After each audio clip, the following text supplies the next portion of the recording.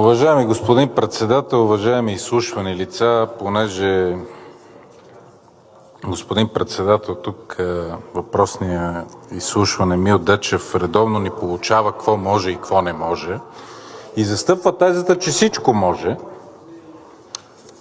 Другия няма да го споменам, те между другото са много добра двойка, така като ги гледам.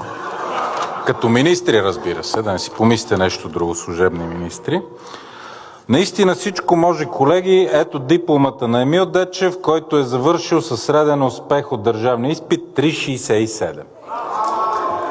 Сбъдната мечта на поколения тройкаджии от прехода насам. По-интересното е, че същия, който може, не може, е работил като наказателен съдия, нали не се лъжа?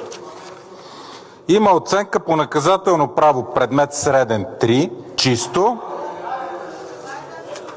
и оценка от държавния изпит пак 3,00 по наказателно право.